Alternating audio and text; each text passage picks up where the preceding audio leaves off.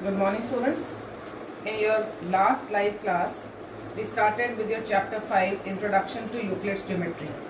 This chapter is a very small chapter and not much is there in this chapter. So we'll be starting today and we'll be finishing today only.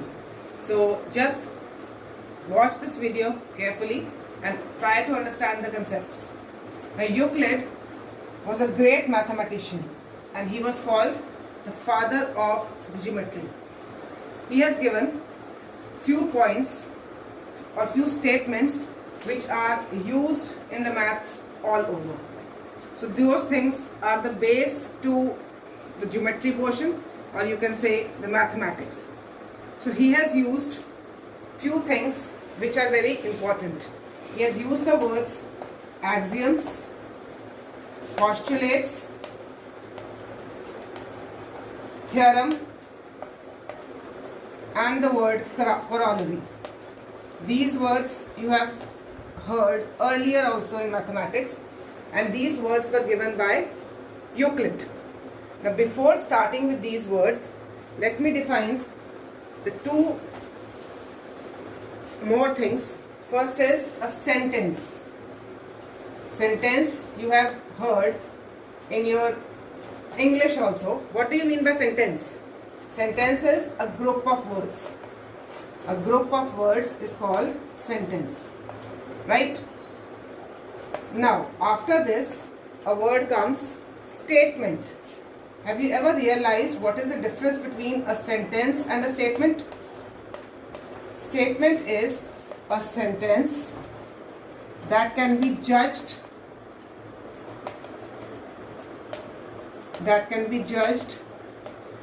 as a true or false statement. Sentence, true or false sentence. Now what do you mean by this? When you combine few words together in an arranged manner, it is called sentence. And when that sentence is used to judge whether that sentence is true or false, it is called a statement. For explaining this, I'll give you an example of a daily life. You must have heard, whenever you go to police station for lodging some FIR or some convict is there and an investigation is to be started, then always a word statement is used. Police records the statement of the eyewitness, or police record the statement of the person. Why this word statement is used? Because till that time, police doesn't know that the statement which the eyewitness will give to the court, it will be proved true or false. Right? जब भी police के पास हम जाते हैं किसी भी काम के लिए, तो एक वर्ड यूज होता है स्टेटमेंट. पुलिस को बोला जाता है या पुलिस बोलती है कि उसका स्टेटमेंट रिकॉर्ड करेंगे. Why that word statement is used and why that word sentence is not used? Statement is used क्योंकि उस टाइम तक ये क्लियर नहीं होता कि वो वाला सेंटेंस जो आई विटनेस बोलने वाला है वो ट्रू होगा कि फॉल्स होगा. Right? So whenever a sentence has a scope to be judged as a true or false sentence, it is called statement. Now why I am telling these two things? Because this statement word is very important, and this statement word is to be used in your new topics like axioms and postulates. Now I hope this is clear. For this I can give you an example also from mathematics or from the general life only. If I say that a sum of three angles of a triangle is 180 degrees. Right? Now it is a statement. Why? Because there is a scope. You can judge whether it is a correct statement or a false statement. Right? So that is why it is called a statement. Now let's move on to axioms and postulates. Now axioms and postulates both are same. Axioms and postulates both are same. You can say that both are brothers. Both are closely related. Only the difference is a little bit. Axioms, you can say that these are self-justified self-justified statements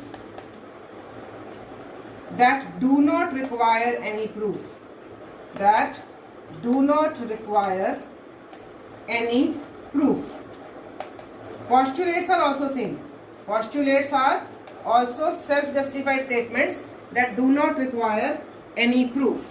Or in other words, you can say that these are the statements that are obvious universal truths. The statements that are obvious universal truths.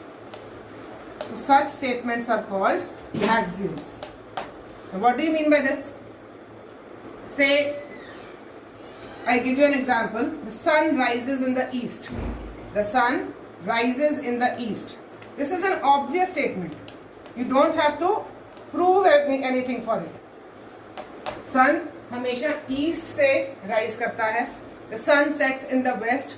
सन हमेशा waste में जाके set होता है. क्या आपको इसको prove करने की नीड है?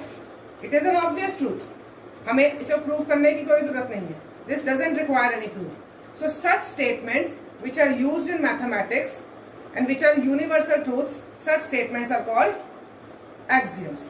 Postulates are also same. They are also the obvious universal truths, but the only difference which is there is that axioms are used throughout mathematics. Axioms are used throughout mathematics. Mathematics की हर branch में हम axioms को use करते हैं throughout mathematics, but postulates are used specifically to geometry. Postulates are used specifically to geometry.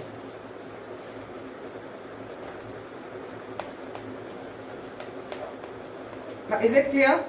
Both axioms and postulates are same, but axioms we use throughout geometry, throughout mathematics, and postulates are used specifically to geometry. अगर कोई भी ऐसा universal truth जो हम geometry field के लिए use कर रहे हैं उसको हम बोलेंगे पोस्टुलेट्स, और कोई भी स्टेटमेंट और कोई भी यूनिवर्सल ट्रूथ जो हम पूरे मैथ्स में यूज कर रहे हैं, be it algebra, be it trigonometry, be it geometry, that statement we call it axiom, right?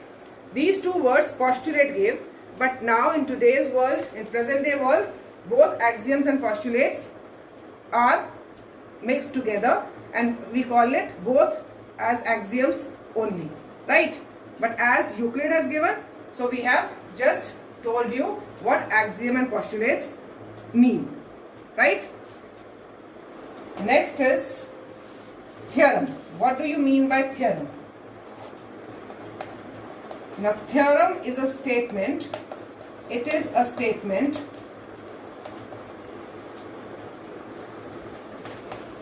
that needs to be proved,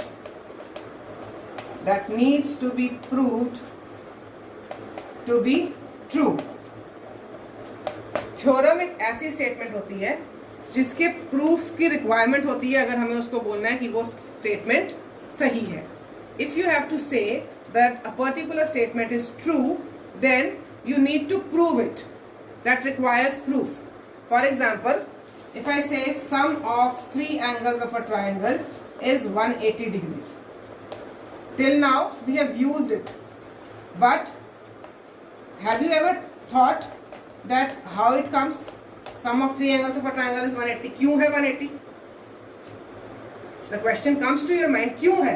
तो जब हम किसी स्टेटमेंट के लिए ये सोचने पर मजबूर हो सकते जाते हैं कि ऐसा क्यों है, तो उस स्टेटमेंट को हम बोलते हैं theorem, right?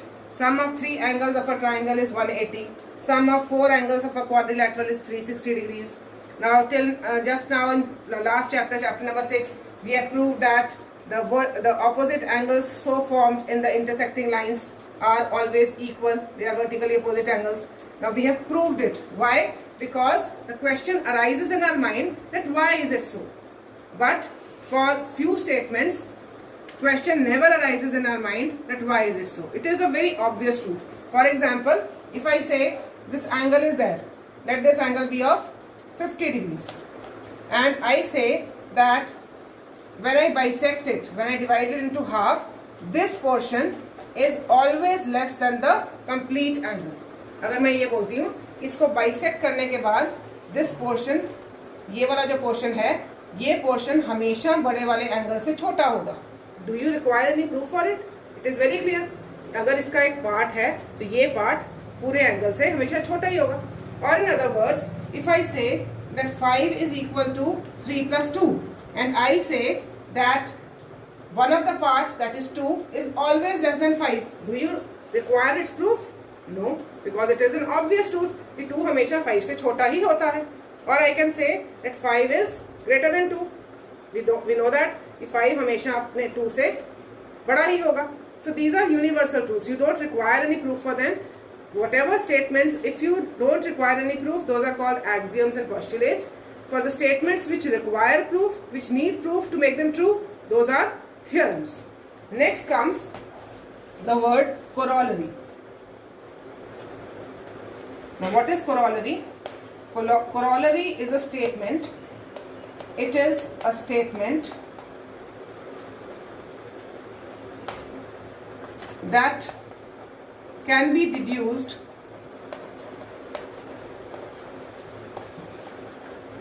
to be true from a theorem. What is corollary? Suppose you have proved some theorem, and after that theorem we derive or we say that due to this theorem one more statement is possible and one more statement is true. So such statement is called corollary. आपने एक theorem proof की और उस theorem के बाद आपने कोई और स्टेटमेंट बोल दी तो हम क्या बोलेंगे कि वो उसकी corollary है, right? तो in all these words you can see that statement word is very important, right? So statement word, that is why I told you before why I have used the word statement, because you can see that in every other definition the statement word is used. So once again I am repeating, statement is that sentence which has a scope or which can be judged to be right or wrong, right? Axioms and postulates both are the same thing. These are obvious universal truths. They don't require any proof. Theorem is a statement which requires proof.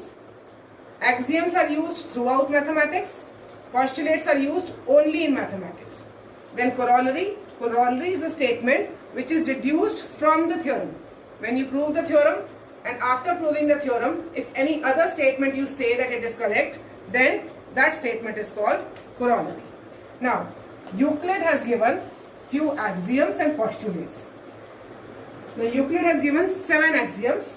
You have to learn these 7 axioms line wise, because in the question paper it may be asked that write the axiom number 5 of Euclid. So you have to just learn them in a sequence. So first axiom is, you can write axioms of Euclid. The first one. First is, if equal things which are equal to the same thing, things which are equal to the same thing, whatever I am telling, everyone has to just note it down in the notebook like this only. Things which are equal to the same thing are equal to one another. Same thing are equal to one another. Now, what does this mean? This is an obvious universal truth that things which are equal to the same thing are equal to one another. अगर कोई भी दो चीजें किसी एक चीज के equal हैं तो वो आपस में भी इक्वल होंगी. This we have used in our previous classes also. Like if A is equal to B and B is equal to C, you can see that B is an equal thing and both A and C are equal to the same thing. अगर ऐसा होगा तो हम क्या लिखते हैं? We write A is equal to C. Has it ever come to your mind कि क्यों हम ऐसा क्यों लिख देते हैं? आपने पहले कभी टीचर से पूछा कि मैम ऐसा क्यों लिख रहे हैं? No, because it's an obvious truth कि अगर कोई चीज एक चीज B के इक्वल है और B C के इक्वल है तो दोनों A और C भी आपस में इक्वल ही होंगे. There is nothing to be proved here. It is an obvious universal truth. So you can see that this statement we are using in algebra, right? Similarly, just now I have told for geometry also. In geometry also this can be used. Suppose I say that area of triangle is equal to area of square, and then I say area of square is equal to area of parallelogram. So this means that area of triangle and area of parallelogram will also be equal, right? So in geometry as well as in algebra we have used this, so that is why it is called axiom, right? Next is second, if equals are added to equals. Second part, if equals are added to equals, the wholes are equal. If equals are added to equals, the wholes are equal. This also you have used in your previous classes also many times. Suppose A is equal to B and C is equal to D. Okay, then if I add both, these are equals, A equal B, C equal to D. If I add both the equals, that means A plus C, then B plus D. These will also be equal. We do that. अभी तक हम करते आए हैं कि अगर हम कोई भी दो इक्वल्स को ऐड करते हैं तो लेफ्ट हैंड साइड हमेशा राइट हैंड साइड के इक्वल ही होती है. Why? Because अगर यहाँ पे 2 equal to 2 है, suppose this is 2 equal to 2, this is 3 equal to 3, when you add it will be 5 equal to 5 only. So it is again an obvious universal truth. Nothing is to be proved here. It's a truth. Then third part is, third axiom, if equals are subtracted from equals. Third is, if equals are subtracted from equals. This is also very clear. Subtracted from equals, the remainders are equal. The remainders are equal. Suppose A is equal to B, C is equal to D, and if you subtract both, A minus C will be equal to B minus D. ये भी हम शुरू से use कर रहे हैं. अगर दो चीजें इक्वल होती हैं और उनको आप सबट्रैक्ट करते हो तो उनका जो आंसर आता है वो भी हमेशा इक्वल ही होता है. So nothing to be proved here. It's again a universal truth, so called axiom. Right? Please note it down, all the axioms, and learn them in a sequence. Fourth is things which coincide with one another. Things which coincide with one another are equal to one another. What do you mean by the word coincide? Coincide means when you put one thing over the other, there should be no space left. यही करते थे हम. Coincide word हमने कहाँ use किया था? हम geometry में most of the times use करते हैं. हमने कॉन्ग्रुएंस में यूज किया था. कोइंसाइड का मतलब क्या होता है कि जब आप एक चीज को दूसरे के ऊपर रखते हैं तो वो दोनों चीजें इक्वल हो जाती हैं. यही करते थे. कॉन्ग्रुएंस का मतलब क्या होता है? When you prove the triangles congruent, that means when you place this triangle over this triangle, that means if it coincides then you say that the triangles are congruent. In other words we say that the triangles are equal. So that way you can prove that things which coincide with one another are equal to one another, right? So you can write the example of a congruent triangles. From daily life also, or from the real world also, you can see, suppose about your NCERT books I take, if you put one NCERT book over the other and if no space is left, that means they are equal in size. So everywhere this axiom can be used. Things which coincide with one another are equal to one another. Next is fifth one. The whole is greater than the part. The whole is greater than the part. This is also very obvious universal truth. Everywhere you can use this. कोई भी पूरी चीज अपने part से बड़ी होती है. Just now I gave you examples. Suppose 5 is equal to 2 plus 3. तो 5 2 से भी बड़ा है, 2 इसका पार्ट है. 5 3 से भी बड़ा है, 3 इसका पार्ट है. Just now I given an example of an angle. एक एंगल है अगर तो वो अपने पार्ट से बड़ा होगा हमेशा. From daily life you can see that if you look at your body is always greater than your face. Similarly, if you see an apple, apple is always greater than one of its piece. So it is very clear. Next is things which are double of the same things are equal to one another. Things which are double of the same things are equal to one another. What does this mean? This is also very obvious. We have used earlier also. Suppose A is equal to 2B and C is equal to 2B. Then again it means A is equal to C. अगर कोई चीज़ किसी के double के equal है और दूसरी चीज़ भी किसी के डबल के इक्वल है तो वो चीज़ें आपस में भी इक्वल होंगी. The things which are equal to double of the same things are equal to one another. Now a question is coming to your mind कि मैम ये क्या करवाई जा रही है? ये तो हम आज तक यूज कर रहे थे. ये यूज कर रहे थे आप. Yes, you people are using these things, but all these things were given earlier by Euclid. Before that, no one thought of these things. Euclid has given these things, and that is why these things come into action. And as these are obvious universal truths, so everyone is using in the mathematics till now, right? So last one is also somewhat same. These are the extensions of second and third only. Things which are halves of the same things. Last one is things which are halves of the same thing are equal to one another. So just if A is half B and C is half B, then A is equal to C. अगर कोई चीज B के half के equal है और C भी B के half के इक्वल है तो A और C भी इक्वल होंगे. So these were 7 axioms given by Euclid, which can be used anywhere in mathematics, be it algebra, be it coordinate geometry, be it trigonometry, be it geometry. So anywhere you can use these axioms, and you can use these axioms in your daily life also, in your real world also. So then after this, 5 postulates were also given by Euclid. Now these postulates we use only in geometry, and you have used till now. So again you are going to think ये क्या करवाए जा रहे हैं.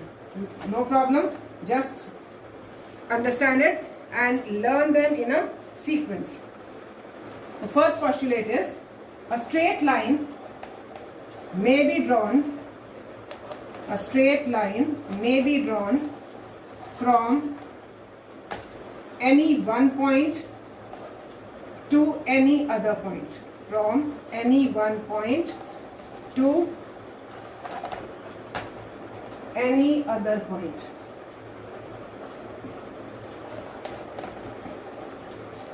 Or in other words, you can say that from two distinct points,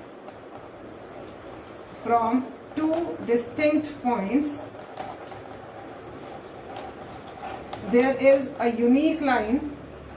There is a unique line passing through them.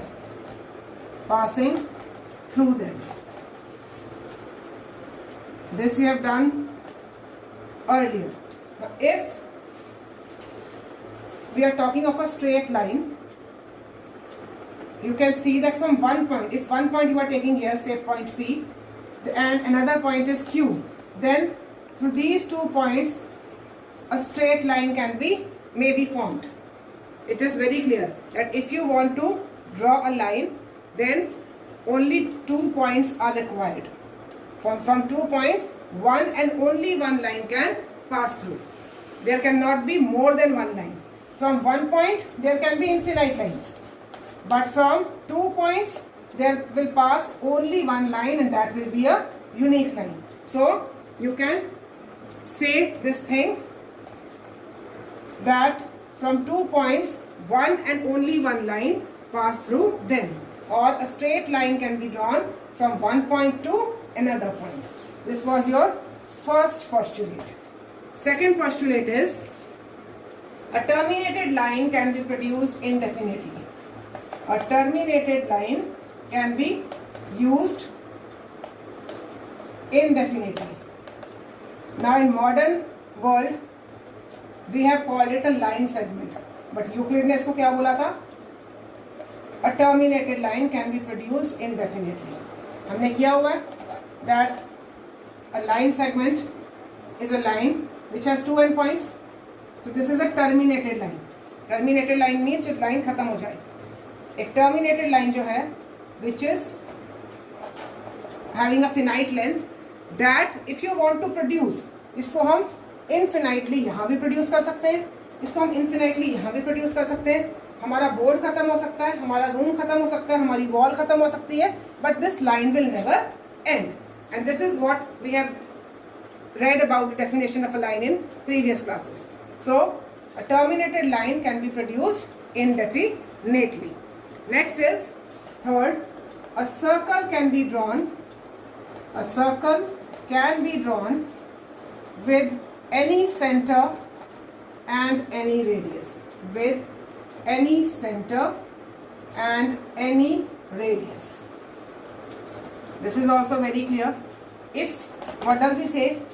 Euclid says that if a center is there, if you take any center and if any radius is known, be 2 centimeters, 1 centimeter, 5, 100, 200, then it is very clear that a circle can be drawn. If a circle is known, a radius is known, a circle can be drawn. So for any radius and any center, you can draw a circle.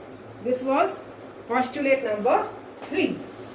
Let's move to postulate number 4. Postulate number 4 is that all right angles are equal to one another. All right angles are equal to one another. This is also very true. What do you mean by right angle? Right angle is an angle of 90 degrees. So if you draw like this, if you draw like this, if you draw like this, if you draw like this, all of them are right and all of them are equal, because for angle we need only this value, only this measurement. If it is 90, they will be called equal only. So all right angles are equal to one another. Now these four postulates were very easy and you have used all these in your previous classes also. Postulate number 5 is very important one. It's a big statement. Just write the statement, read it and try to understand it. It is very important and most of the times it comes in exams for 2 marks or 1 mark. Right? So just write it. If a straight line, and you have to just learn this statement word by word because it is given by Euclid. Euclid has said this statement, and if it is asked, write Euclid's 5th postulate. So you have to just write this statement only. If a straight line falling on 2 straight lines makes the interior angles,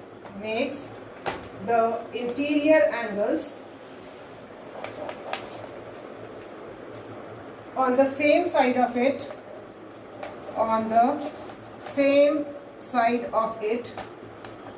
taken together,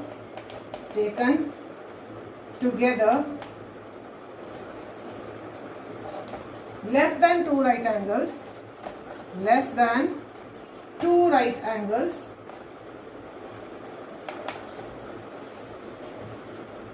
then the two straight lines,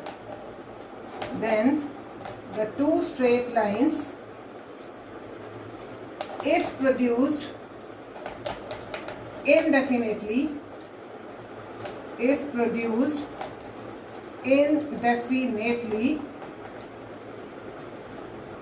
meet on that side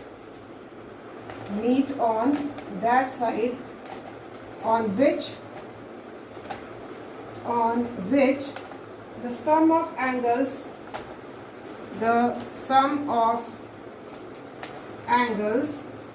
is less than 2 right angles.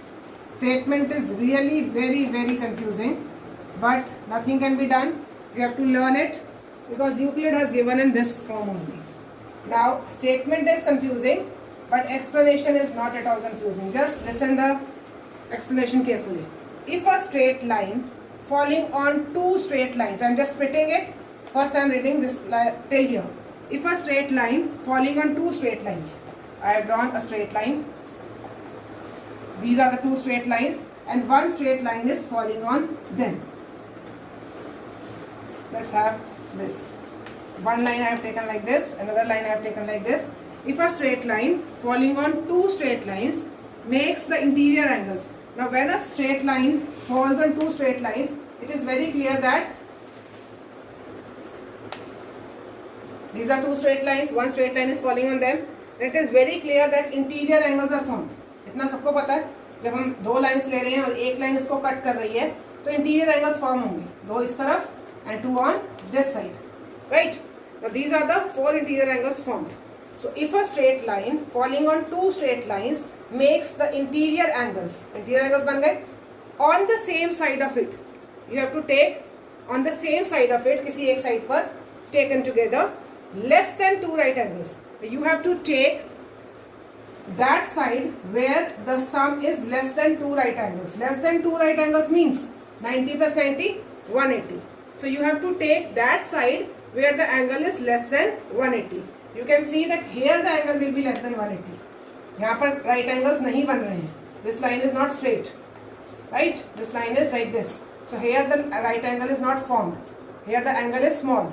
So this side if I take, then the two straight lines if produced indefinitely, then if you produce these two lines indefinitely, that is after some time, if produced indefinitely, they will meet on that side on which the sum of angles is less than two right angles. तो ये दोनों lines कहीं ना कहीं आगे जाकर they will meet. और कहाँ पर meet करेंगी? On that side, उस side पर जहाँ पर sum of the angles is less than 180, right? Is it clear? So if you have to write, if it is asked in the question, write Euclid's fifth postulate, just write this whole statement, learn it, and then you have to draw this figure. How you will draw? You will just take two lines. One line I have taken this, one I have taken this. There are two straight lines. One line is falling on them. Straight line. Okay. Then interior angles are formed. These are the interior angles. Four angles are there, but we have to take those angles which are on that side where the sum is less than two right angles. Sum is less than two right angles means इन दोनों का sum 180 से कम होगा. जहाँ पर कम होगा वो वाली side हमें लेनी है.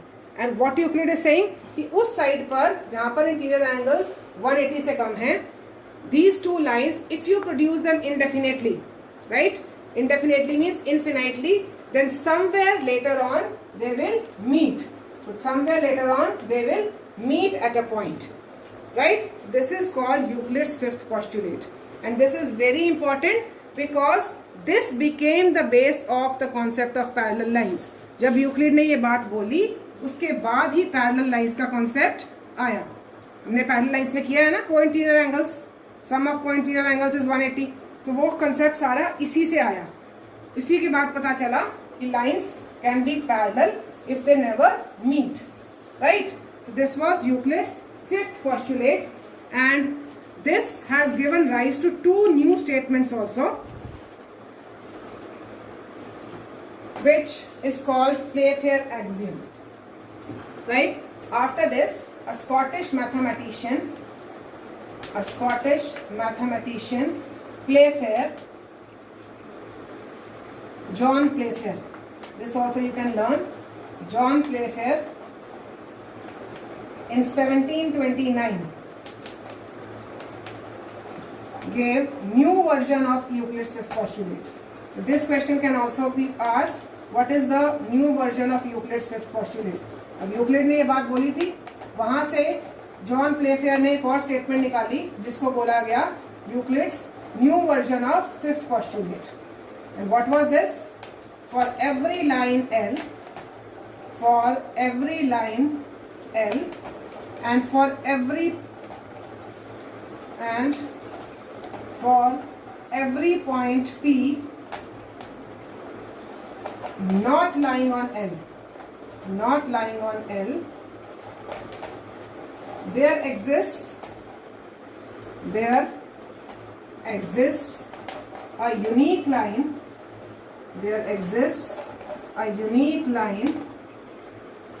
M passing through P and parallel to L. and parallel to L. What does it say? कोई भी एक line Lee L, for every line L and for every point P not lying on L. एक point लेना है P anywhere, यहाँ यहाँ यहाँ, but it should not lie on L. L पर नहीं होना चाहिए. So if I take any point P here, then from this point there exists a unique line. एक ही line इस point से निकलेगी जो इस line के parallel होगी. So if any line L is there and any point P which is not lying on L, anywhere you can take here, here, here, anywhere if you take, then through this point only one line can pass which will be parallel to L and pass through P. So this statement has given rise to the parallel lines, right? Then last statement, it can also be called Euclid's fifth postulate. If whatever statement we have written here, from here only we have deduced one more thing. Two distinct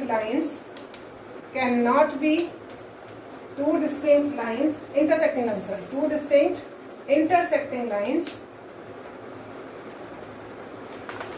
cannot be parallel to the same line. Cannot be parallel to the same line. If two intersecting lines are there, they cannot be parallel. If these are two intersecting lines, they are not parallel to each other and they will not be parallel to the other line which is given to them. They cannot be parallel, right? So this is the deduction from Euclid's fifth postulate only. So all the concepts are given by Euclid, I have told. You have to write all these things in your notebook, understand them and learn them. This is what we have to do in chapter number 5. So the chapter 5 is completed. Just note down in your notebook and send me your work by tomorrow on my personal mentor. Thank you so much.